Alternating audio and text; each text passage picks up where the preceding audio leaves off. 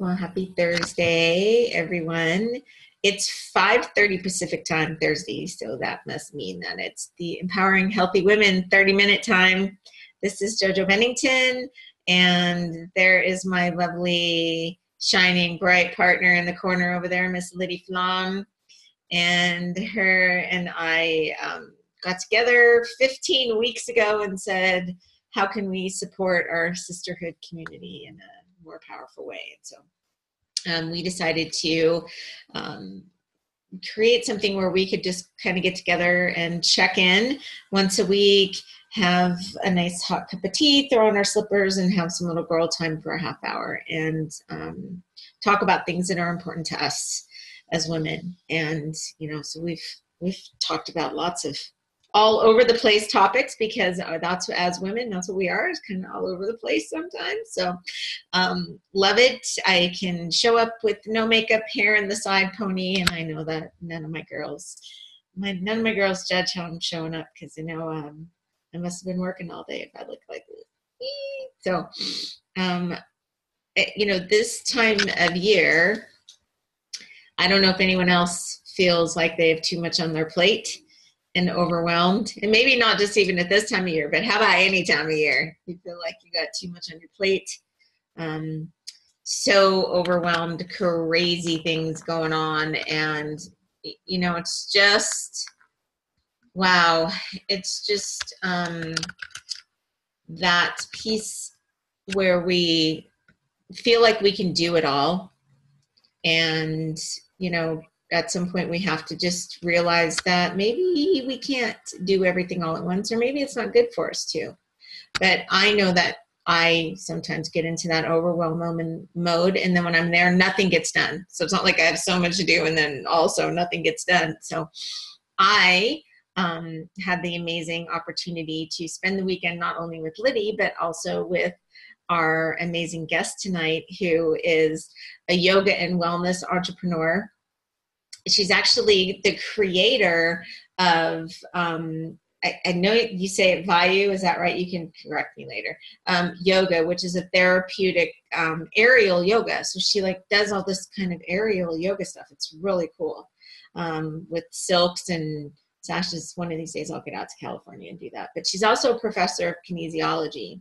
She assists people in finding their true potential, consistently becoming better versions of ourselves, which, we're all on that personal growth journey. And she is right there beside us, helping us to do that. She loves to rock climb and mountain bike, and she's actually been a bikini pro on stage in her little bikini. She's done some really cool stuff, but I have the pleasure of being able to call her my friend and have her in my space. And so I would just love to share Miss Wendy Hassenpflug with all of you. Did I say it right?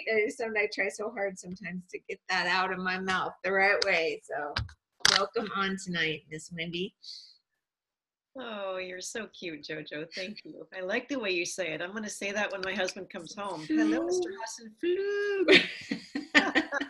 If I don't put the accent on that end, then I don't get that right. Thanks for being with us tonight.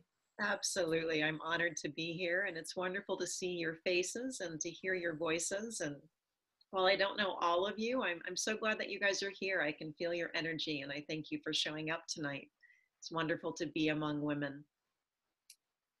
Well, because I am a yoga instructor, I do like to start things with breath, and I'm going to bring something in towards the end as well for you guys. But this is for me and you guys, right? So that we can all center. So if you could just sit up tall wherever you are, plant your feet flat on the ground, roll the shoulders back and down, and let the chest and the heart center sit up just a little bit taller. And then if you're comfortable, you can close your eyes, or you can bring your gaze down, or you can keep your gaze forward, whatever's most comfortable for you. And then let's just take a nice deep inhale through the nose. Holding that breath in for just a few seconds. Gently exhale it out, either through the mouth or the nose, whatever works best for you. Let that breath completely leave the body. One more time. Deep inhale. Holding the breath in at the top. Gently exhaling it out all the way. And then blink open the eyes as you're ready. So one of my favorite things to do is to remember to breathe consciously and deeply, because it's something that we can do without thinking about it, so we don't. And as adults, we do what's called shallow breathing. We breathe these short breaths up in the chest, and it's actually a very stressed way and unhealthy way of breathing. And it leaves um, a lot of just yucky air in our lungs. We'll just say that. It doesn't really clean out the system. So what I'd love to talk about today is what I have been most recently going through. And JoJo's like, well, what are you going to talk about, Wendy? I think I gave her like 5 or 6 or 7 different things. I'm like, well, here's what I'm going through. And it was like, okay, I'm overwhelmed by the things that I said I could talk about, right? So I'm thinking, she goes, I think you should talk about overwhelm. so, so I'm going to share a little bit of my personal experience with that, because I'm pretty sure that you guys can relate to some of it. And then I'm going to share some wonderful things that I've done to start to get myself out of that overwhelm, and lead you through a nice little meditation and technique at the end as well. So with that said, I did take a few notes, and here's the one thing that I found interesting. You know, when you look up the definition of overwhelm, 3 definitions came up for me. 1, to bury or drown beneath a huge mass. Now, of course, that's talking about an overwhelm like water or, you know, something physical, but think about that. It still could be the way that we're feeling too, like everything is burying us down and drowning us beneath a huge mass. The second definition, defeat completely, right? So if you switch those, feeling completely defeated. And when we're overwhelmed and the amount of overwhelm, when it keeps continuing, we can get to that point, right? Because there's different levels of overwhelm. And the third definition, give too much of a thing to someone, to inundate. So again, when we're inundated with all of the expectations that people in our life or our roles or we put on ourselves come onto our plate, because as women, we're great multitaskers, right? It's actually not something to be proud of, I've learned through the years. I used to always say that with pride. I'm so good at multitasking, and I'm figuring out through lots of studies and research and conversations with other women, and that it's actually not a healthy thing to be a multitasker. Because think about it, when we're multitasking, how much attention are we putting on one thing at a time? We're dividing our attention, so we're kind of doing a little bit here and there, and we can't put our full attention and do our best when we're dividing our efforts. Not to say that it doesn't have to happen sometimes, but so defining that was a good place for me to start, because sometimes we don't realize that we're in overwhelm because, again, we're women and we multitask by nature, right? And we nurture and we take care of everybody and everything by nature. So when we get to that point of overwhelm, we actually don't realize it, because a lot of us live in that already, me included. So in doing just a little bit of research for my journaling and just kind of looking back at the last semester, just to give you a little bit of background. So this semester, I accepted 5 classes at the university level to teach. 3 of them were lecture classes, 2 of them were activities classes. So the cool thing about activities classes is you show up, you're active, and you're done.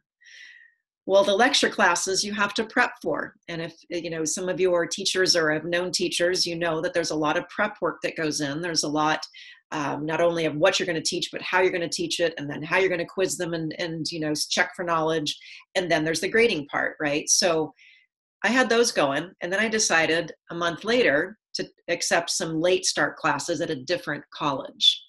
So I took 7 classes this semester onto my table, which is beyond full-time, and I'm a part-time faculty. So as you can see, I put myself into a very interesting predicament this semester, going from owning my business, you know, a home business and working that from home, and my yoga business, doing that every so often, but having time to myself, to having no time to myself and having very little time for my 2 businesses. And when we do go into that overwhelm, everything that's truly important that we may have had lined up like I did gets put off to the side, right? We tend to push, especially if it's us and there's other things or other people to be taken care of. And that's exactly what happened. And so again, like I said earlier, I got to the point in the semester in which I had no idea I was overwhelmed. Why? Because I was Superwoman. And I'm like, I got this because I'm a go-getter and I finish what I start, and all of these stories of who I've been my whole life.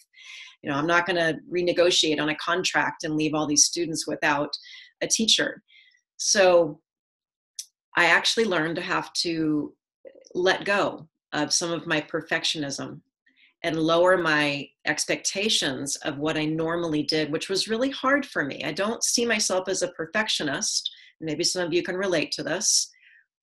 However, I do like to finish what I start, and I do have high standards, right? Because we've heard in so many personal growth areas of our lives that, you know, we have to continually raise our own standards.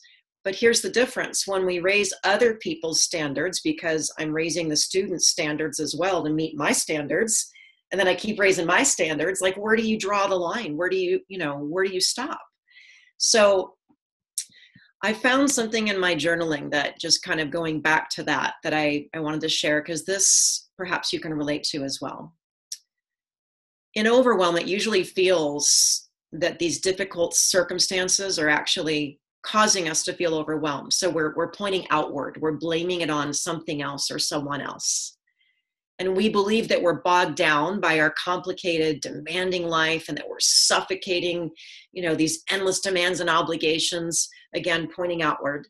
But in most cases, this actually is an illusion. And that's what I put in there. I'm like, this is an illusion, because it's something that I've created myself. It's not real. It's just something, this pressure that doesn't exist, that I created on myself.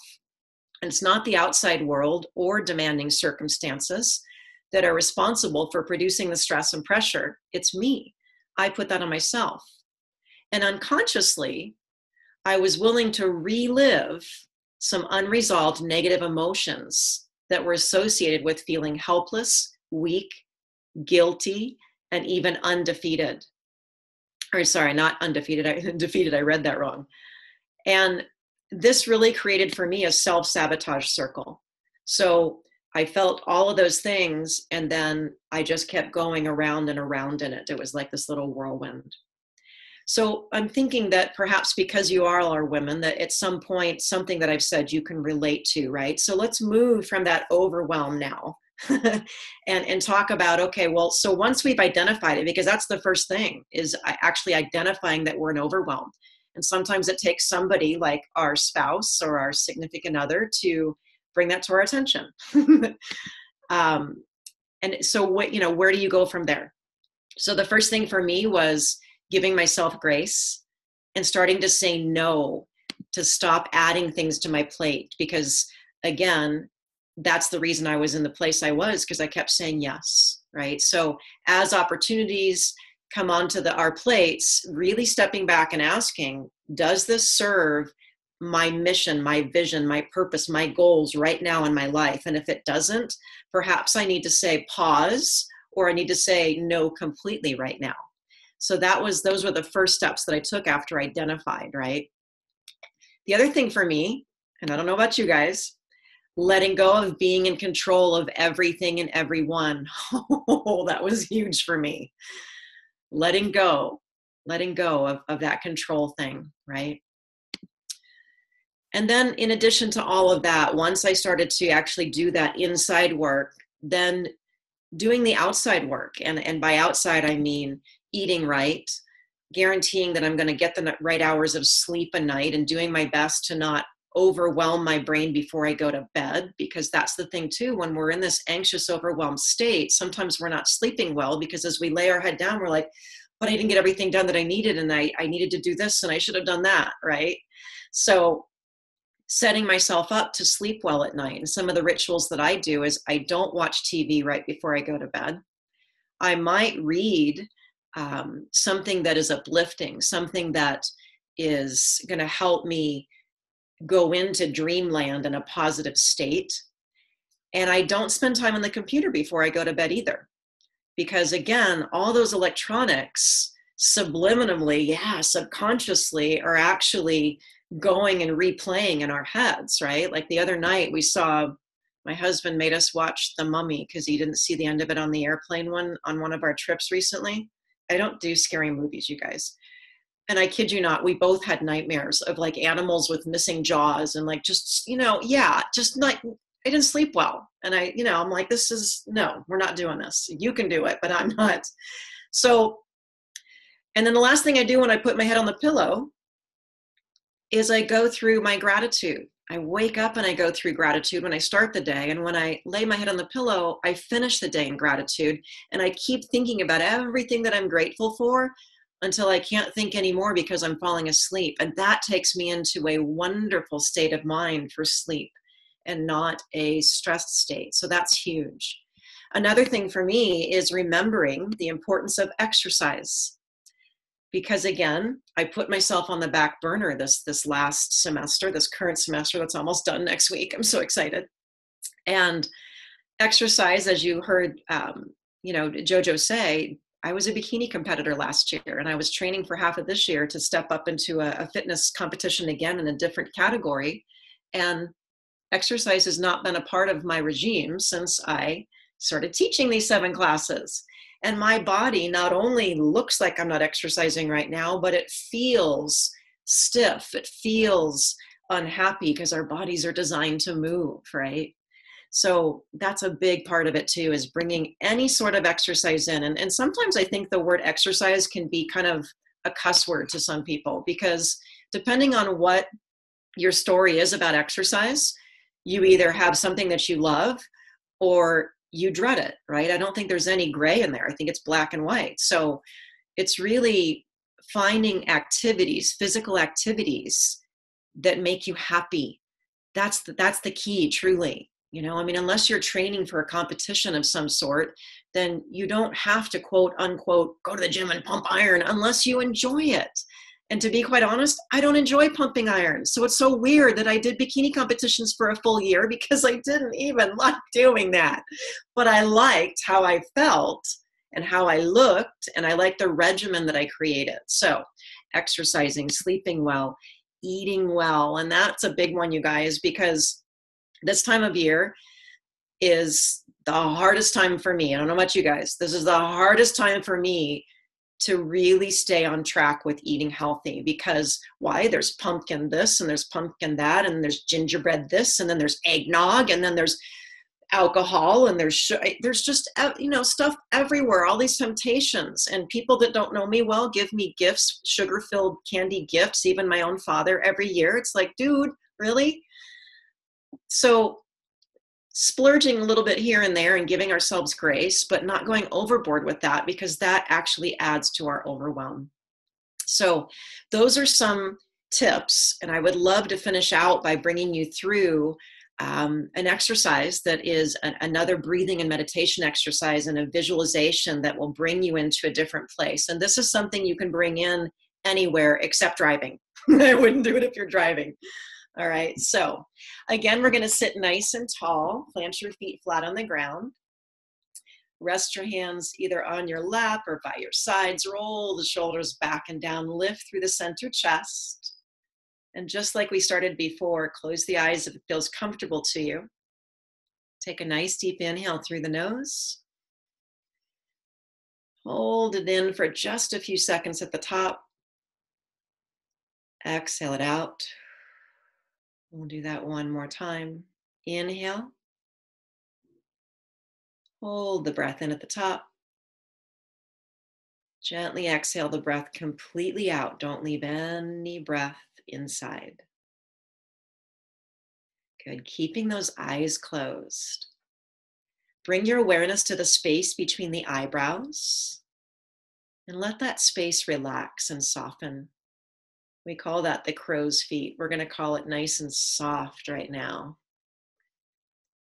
Bring your awareness to the eyes themselves and allow the eyes to still and relax. Let the eyelids just gently over. And most importantly, bring your awareness to your lips. Let your lips separate. You might want to lick them and then let them separate. And as you relax the lips, you naturally relax the jaw and allow the tongue to float in the center of the mouth. And just take a few gentle breaths here. You're not forcing it, you're just breathing normally, relaxing all the muscles around the senses, the eyes, the mouth, the nose. And as you do this, your brain signals to the rest of the body that it too can start to relax a little bit, letting go of tension. And now with your mind's eye, I'd like you to just go back in your past, back in your life a little bit. And for some of you, it might be a little bit further than others. But go back to a time in your life in which you felt that you were living in flow state. And what do I mean by that? Things just happened almost naturally for you. You weren't pushing, you weren't stressing. Everything was coming your way almost naturally with ease. And as you go back to this time, continue to think back, because maybe you're not finding a specific time in your memory yet, but I want you to think of an event or a time that this was happening for you. You felt completely at ease. You were at peace. You were trusting yourself. You were trusting the process. And then once you're there, with your mind's eye, look around. What do you see around you? Where are you? And with your mind's eye, who's there with you? And notice the energy that they are giving back to you. Notice the energy that you're exchanging from one another, because as you're in this peaceful space, this flow state, so are they. They're picking up on that too. They're like, you are rocking. And most importantly, tap into how you're feeling when you're here in this place. How does it feel to know that things are happening for you, not to you? Things are happening with ease, naturally falling into place. And feel that. Give yourself permission to truly feel that. Breathe it in. Tap into that feeling. And take a nice deep inhale as you really bring that into the body. Gently exhale it out. And then as you're ready, start to blink open the eyes.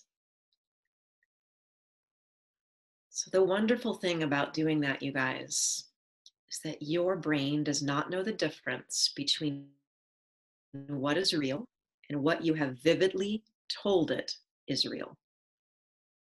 So if we're telling ourselves that we're overwhelmed, that we're stressed, that we're anxious, guess what? We are, and we're going to live that.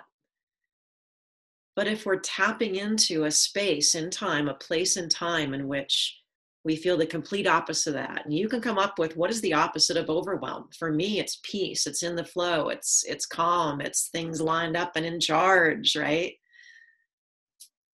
And when you can tap into that, and I've heard Carrie MacArthur talk about this, I've heard many different people talk about this idea of piggybacking. It's a psychological term.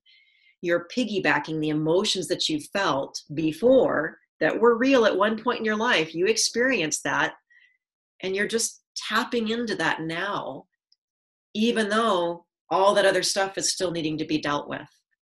I can guarantee, though, from experience, because I'm still in that state of doing this work every day, it's a part of my meditation. I can guarantee that when doing this on a regular basis, you really can control the state that you're being, the thoughts that you're having, the feelings that you're having, and those all emanate out and really help you feel more in charge and feel like you have enough time and that you are enough. So thank you all so much. Jojo, thank you for the opportunity to share this with everybody. And I hope that you had a takeaway from it and that something spoke to you today. Thank you again for the opportunity. Oh my gosh, so much. I'm going to, Lydia, I'm going to unmute you so you can add some words of love and gratitude in from Miss Wendy. You're good to go. Well, Wendy, first of all, say it was a delight to be in that warm space with you around that circle. You know what? That space that you were talking about was that circle at Bliss around the fire. And I know that you had prepared us, you know, during the day prior to that to kind of like get to that state. And I think it's what you were talking about was state for me. So I thought, well, the state in which I'm in, I don't have to bury anything. I don't have to have any anxiety. I can just like let all that go. So let all that go. And I just appreciated, you know, you sharing that again and, you know, reminding us to kind of stay in that state when you're not in that state, to go and close your eyes and take a deep breath. And I mean, it's just because of that we shift our, you know, our whole, you know, left, right brain. And I was appreciating that. So thank you. Thank you. Does anyone have one quick question? We have time for one quick one. And Kelly was just giving gratitude for the visualization. Thank you, Kelly. I'm glad you found it useful. Does anybody have a question? Raise your hand, or we're good. Everybody feeling good? We're just like all do our meditation. Thank you so much. Such a good space, right? Helps me remember a really cool space too. So I hadn't thought about that thing for a little while, so it was really good, actually. So thank you for that. And Wendy, you're amazing. You are. You're amazing. I just love you to life. Thank you so much, Liddy. Love you right back, sister. All right, ladies. Thank you so much for being on. And if you have any questions or there's anything that comes up around this topic, please feel free to post in the Facebook page. If you're not in the Facebook page, then make sure that you get added in. If you not, either you can search for Empowering Healthy Women on Facebook or message me and we'll get you added in. And Wendy has so kindly agreed to answer some questions if there's some that come up afterwards. And so we've recorded this and we can go back and pull that meditation back up and listen to it. So juicy that we have that to go back to. And Jojo? Yeah. Liddy? Am I still open? Oh, great. You are. I was going to ask Wendy if, Wendy, do you have like a meditation that you like to like go to bed with, or something like midday that you would find that would be helpful for somebody to kind of get centered? Is there any particular meditation that you like that you could lead us to? I could certainly post one for you guys for sure. Absolutely. Okay, that'd be awesome. Perfect. Thank you. So yeah, I'll post one for you. Great question. Thank you. Alrighty, ladies, we're at time, and so we are going to send Wendy a big, huge thank you, gratitude kiss, and so much gratitude for all of you. Lovely to see all of your faces, and thank you, Wendy, so much for taking some time to be with us, and we appreciate you so much. And next week, Lydia, I think you're up to bat, so I know you have some juicy stuff to share with us next week. So okay. Here we go. Have an amazing, amazing week, and same bat time, same bat channel next Thursday. And we'll see you ladies later. Bye, Wendy. Love you. Bye. Love you guys. Thank you. Thank you all. Thanks, Jojo. Bye.